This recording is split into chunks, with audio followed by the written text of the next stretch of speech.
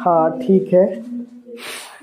अच्छा अब हम मारी के बारे में बात करें तो मारी के बारे में क्या बात करेंगे? कुछ चीज़ें लिखाइए, फटाफट से लिखाइए। अच्छा ये आ गया एमोराइट वंश है ना। चलिए एमोराइट वंश हो गया। दूसरा हाँ जी डैगन। ओके नेक्स्ट जिमरीलिम का राजमहल है ना। अच्छा और बताइए जल्दी बोलिए। यहाँ पे मुख्य व्यवसाय क्या था लोगों का? कृषि एवं पशुपालन। दोनों के बीच में कई बार मीटिंग भी होती थी ना। होती है ना मीटिंग, गाँव में होती है ना।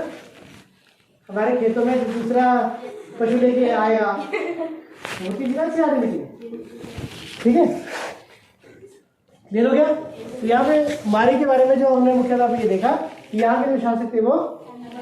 दूसरा सबसे महत्वपूर्ण जो चीज़ है वो है यहाँ के लोग किस प्रकार के व्यवसाय से जुड़े हुए थे?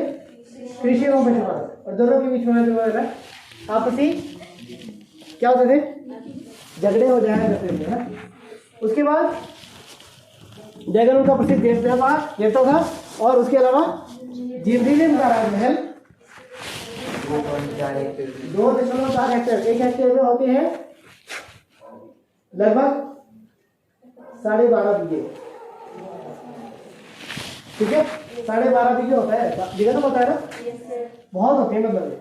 तो सोचो इतना विशाल क्षेत्र में राजमहल बना हुआ था और इस राजमहल में 260 कमरे में। इसमें जो राजा था उसमें एक शाही रसोई घर भी था जिसमें राजा अपने अन्य सहयोगियों सहित जब वो बड़े शौक से बड़े आनंद से दोपहर का भोजन किया।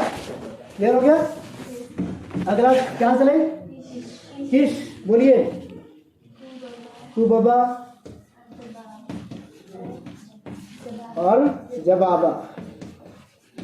ठीक है किस नगर के बारे में ज़्यादा पढ़ना है हमें ये बताना चाहिए कि किस नगर। इसमें सबसे पहली जो वो प्रसिद्ध इसकी जो एक महिला स्त्री शासिका थी वो थी कुबा। और जबाबा यहाँ के प्रसिद्ध देवता थे। उसके बाद आ गया लगश रुगिना। ठीक है और उसके अलावा दूसरी चीज क्या लिखेंगे हम इसमें? हाँ लगश का सबसे प्रसिद्ध जो वो था गोडिया इसका सबसे प्रसिद्ध शासक था। क्लियर हो गया। हटा दूं? हाँ इसकी राजधानी गिरसू थी है ना। अब लास्ट हमारे पास क्या बचा? निन्वे संस्थापक मीनस किस चीज के लिए प्रसिद्ध है? पुस्तकालय के लिए। पुस्तकालय क्यों होगा? नहीं क्यों होगा पुस्तकालय क्यों होगा? निश्चित तौर पर अगर किसी भी क्षेत्र में यदि पुस्तकालय यदि वहां पे डेवलप किया गया है तो निश्चित तौर पर ये नहीं माने कि वहां पे क्षेत्र वहां के लोगों में पढ़ने लिखने का बहुत ज्यादा शौक रहा। विज्ञान का भंडार भी उसे एक संज्ञा दे सकते हैं। क्लियर। अच्छा अब क्या बोल रहे तुम? इसमें दो प्रसिद्ध शासक थे, एक सेनाचरीब और दूसरा था असुरबलिपाल। क्या है? हाँ जिसमें जो वो मंदिर में जो विशाल पुस्तकालय की स्थापना की। ये हो गया कुछ रहा? ठीक है नगर के बारे में हो गया है ना। उसकी विशेषता है गलियां कहीं भी नहीं थी, भवन बिना किसी योजना के बनाए जाते थे और घरों का जो कूड़ा कचरा था वो गलियों में फेंक दिया था और घरों में बिना किसी योजना के बनाने के आधार पर जो है उसमें खिड़कियां नहीं थी, रोशनदान नहीं थे और जो रोशनी थी वो रूप हो गया। सर्वाधिक प्राचीन नगर और साथ में द्वारकाशीष की मूर्ति यहाँ से प्राप्त हुई है। एल्बर तो वहाँ का संस्थापक है। गिलगामेश अरब शासक है जिसने महाकाव्य की रचना की जो महापट्टिका में लिखा गया है। ठीक है बाकी हमारे तो आपने बताई दी ना। ठीक है काफी हो गया बता दो।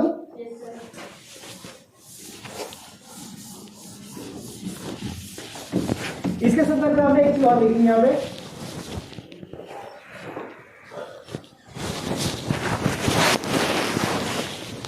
क्योंकि ये विशेष तौर पर जो जिस चीज के लिए जोड़ा नाम जो लिया जाता है वो है लेखन कला और शहरी जीवन। लेखन कला, तो लेखन कला जिससे संबंधित है विशेष तौर पर उस पर जो हमें फोकस करना है। जैसे आरंभिक जो हमें मिट्टी की पट्टिकाएं प्राप्त हुई है वो कहाँ से प्राप्त हुई है और कितनी हुई है? 3200 ईस्वी पूर्व 5000, ठीक है। अच्छा, किस में लिखा गया था इसको? भाषा, ये तो भाषा हो गया। अगर भाषा के संदर्भ में बात करो तो मैं कुछ नाम लिखूं? मेसोपोटामिया सभ्यता में भाषा का नाम दिखाइए जल्दी से। सुमेरियन, दूसरा अक्कदी, तीसरा अरामाइक और असीरियाई। क्लियर बेटा? दिख रहा है?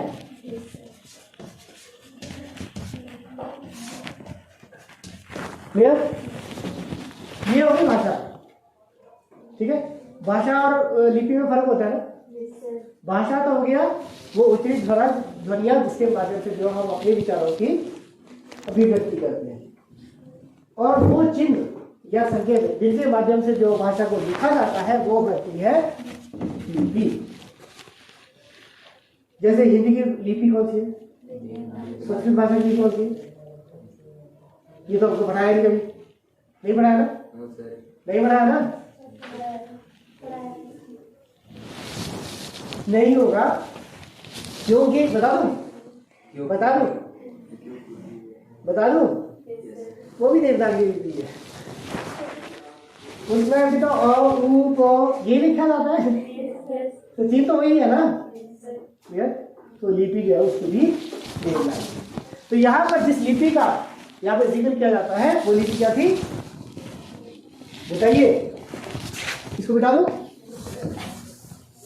उस लिपि का नाम है बेटा अभी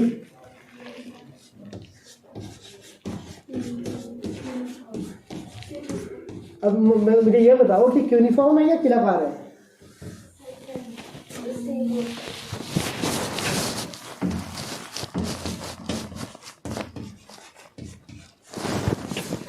चलेगा? ठीक है, ठीक है ना। तो इस प्रकार से जो वो ये यूनिफॉर्म भी है, किलाकार लिपि जिसे कहते हैं, और ये जो है वो दो शब्दों से मिलकर बना है, क्यूनिस प्लस फॉर्मा। क्यूनिस का अर्थ है खुंटी अथवा कील, और फॉर्मा का अर्थ है आकार। ये बन गई किलाकार। फर्क क्या होगा? फर्क ये होगा कि इसमें जो भी संकेत प्रयोग में होते थे वो कैसे होते थे? वो ऐसे ऐसे ऐसे, मतलब सीधी रेखा जिस और भी आप मोड़ सकते हैं, लगभग कुछ आपके होते थे। और बोलता जो अरबिक जो लिपियां हुई है वो ज्यादा चित्रात्मक होती है, ठीक है। हटा दो, ठीक है। एक छोटा सा उदाहरण मैं आपको और दूंगा, क्योंकि शहरीकरण के कारण भी महत्वपूर्ण चीज है। शहरीकरण होता क्यों है? शहरीकरण में मुख्य तौर पर सबसे पहला जो हम नाम देते हैं वो देते हैं कृषि। मैं शहरीकरण और अर्थव्यवस्था को एक ही चीज से दोनों को जो है रिलेट करने का यहाँ पे प्रयास करूंगा। दूसरा जो है वो पशुपालन,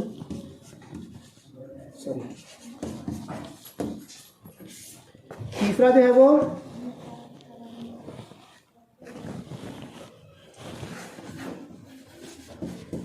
उद्योग, और चौथा हो गया, ये हमने एक टेबल बना लिया भाई, जब बारे में पढ़ेंगे तो खत्म हो जाएगा। टेबल बनाया, टेबल के जो चार जो पवे हैं वो पहला है कृषि। अब मान लेते कि हमने गेहूं उगानी है, हमने गेहूं बीज दिया, गेहूं से जो वो हमारे क्या होगा, हमारे मान लेते कि 10 क्विंटल हमारी गेहूं तैयार हो जाती है हर घर में, तो हम क्या करेंगे 10 की 10 क्विंटल जो क्या करेंगे उसको खा जाएंगे। तो क्या करेंगे, जो हमारे गुजारे के लिए जरूरी है उतनी हम रख छोड़ेंगे और बाकी की तो अगर हम बेचेंगे तो वो किसको सपोर्ट करेगा यहाँ पे? ये लोग बेचेंगे ना, ठीक है। अब बेचने से हमें क्या मिलेगा? पैसा। उस पैसे के बदौलत हम क्या करेंगे? अन्य चीजें खरीदेंगे। अन्य खरीदेंगे, बक्से में तो ना खरीदेंगे, करेंगे ना। तो निश्चित तौर पर ये क्या हो रहा है? व्यापार बढ़ रहा है। कहाँ बेचेंगे और कहाँ से सामान लाएंगे? बाजार से। तो बाजार में होगा कहीं ना कहीं वो किस चीज को बढ़ावा दे रहा है? नगरीकरण को। नगरीकरण है ना, तो एक दूसरे के ये पर्याय कर रहे हैं ये लोग। दूसरी चीज पशुपालन है। हमें 10 गाय रखनी, हर गाय जो वो लगभग हर गाय नहीं देगी थी, लेकिन जब हमारे पास जब वो 60-70 लीटर दिन का जो है वो दूध हो जाता है, तो उस स्थिति में हम क्या कर रहे हैं? क्या करेंगे? सारे का सारा पी जाएंगे ना, तो वो भी व्यापार को सपोर्ट कर रहा है। क्लियर। तीसरा जो है एक उद्योग आ गया। अब उद्योग के संदर्भ में पुराना लगभग आज से जो आप लगा सकते हैं कि लगभग 5,000 साल पहले की बात है। राजस्थान कल्पना नहीं कर सकता कि जो है वो सीमेंट की फैक्ट्री थी, जैसे हमारी ACC है या दारला घाट पर है ना, अंबुजा वाली है ना, या कोई और है, या फिर कोई बड़ी बड़ी, क्योंकि आजकल के हमारे दिमाग में क्या आता है कि उद्योग है तो मीन्स बड़ा सा एरिया उसने कवर कर रखा है, बड़ी ऊंची ऊंची चिमनियां है, उससे बहुत सारा धुआं निकलता है, ऐसा हमारे दिमाग में पिक्चर नहीं है। लेकिन उद्योग ये उस समय का मान लेते हैं कि कोई कपड़ा बुनने का काम करता है, मिट्टी के बर्तन बनाता है या किसी और चीज के बर्तन बनाता है, तो उस स्थिति में वो जो उद्योग होगा वो क्या होगा? अगर बर्तन बनाने वाला है ना, एक कुम्हार की बात कर रहे हैं, तो वो बर्तन बनाने वाला है, तो वो क्या करेगा? वो 20 बर्तन बनाएगा, 20 घड़े बनाएगा, और 20 के 20 में क्या करेगा? पानी बेचेगा ना। वो अपने लिए वो उतना रखेगा जितना उसकी जरूरत है, बाकी जो क्या कुम्हार क्यों उसको बनाएगा? ताकि उसको बेच सके। तो वो चीज भी किसको प्रमोट कर रही है? व्यापार।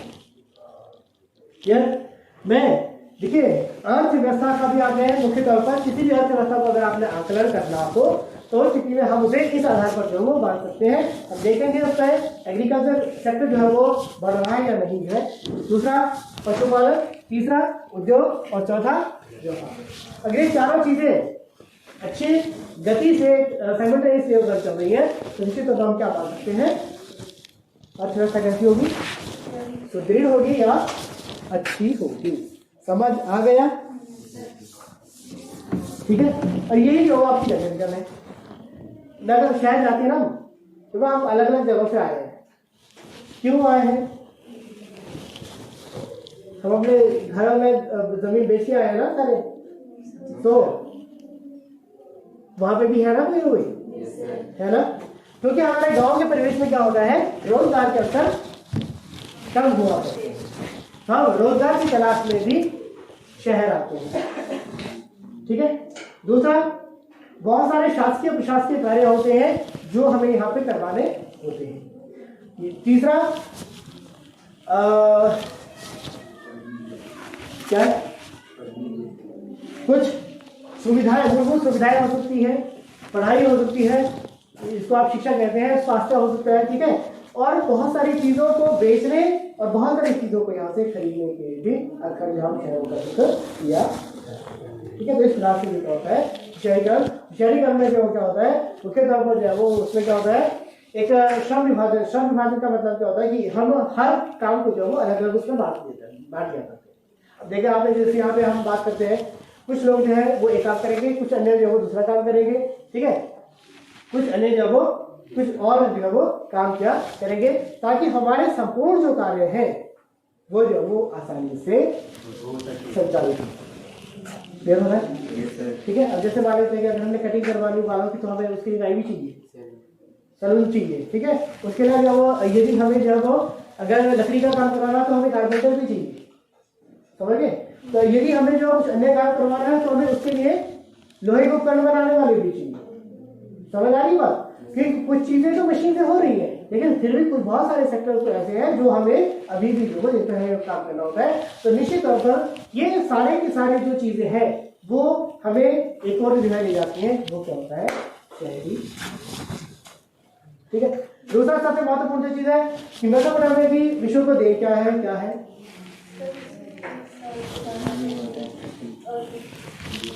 जो मतलब हमारा सारा का सारा सिस्टम बना हुआ है, 1 साल को 12 महीने, और 1 महीने में 60, 1 महीने में क्या, 1 हफ्ते, 1 महीने में 4 हफ्ते हो गया, 1 हफ्ते में 7 दिन, 1 दिन में 24 घंटे और 1 घंटे में, ये सारी की सारी चीजें वो मैं वहां पे बता दी थी। और उसके अलावा जोड़ जमा वर्गमूल और घनमूल, ठीक है, वर्ग जो 2 पढ़ा है ना आपने, है ना, तो उसकी जो वैल्यू होती है वो यहाँ पे जो वो वर्तमान समय में जो हम उसको वैल्यू लेते हैं वो भी लगभग वही जो वो यहाँ पे लिखी है। लगा अगर हम इसको फिजिकल कर लेते हैं तो बिल्कुल एग्जैक्टली वही है जो वहाँ पे उनके द्वारा प्रयोग में लाई जाती थी। अब हम एक बात करें, वहाँ पे एक जॉर्ज गेस्ट है जो वो बेबीलोन हमने यहाँ पे रखा छोड़ दिया है। बेबीलोन का बहुत ही प्रसिद्ध जो शासक था हम्मुराबी, याद है, उसने क्या, उसने क्या कानूनों के सिद्धांतों के एक पत्थर पर चुनवा दिया था, लिखवा दिया था। इसके अलावा जॉर्ज गेस्ट ने जो वो बेबीलोन को नक्षत्र विद्या की वेधशाला वहां पर, या नक्षत्र विद्या की जन्मभूमि के रूप में, ठीक है, तो ये सारी चीजें थी वो उसको वो वहाँ पर बताती हैं। और इसके अलावा जो है उन्हें ये बता दिया कि किस प्रकार से जो है वो क्या कहते हैं, वर्गमूल हो गया, घनमूल हो गया, लिखने की कला हो गई, है जी के हिसाब का रखना हो गया, ये सब चीज़ें जो उनके द्वारा वहाँ पे हमें बताई।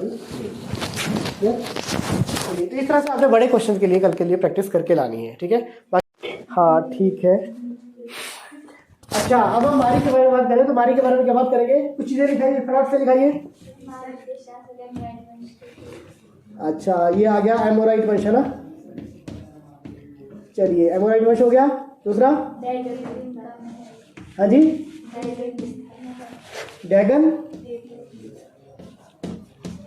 ओके, नेक्स्ट जिमरीलिम का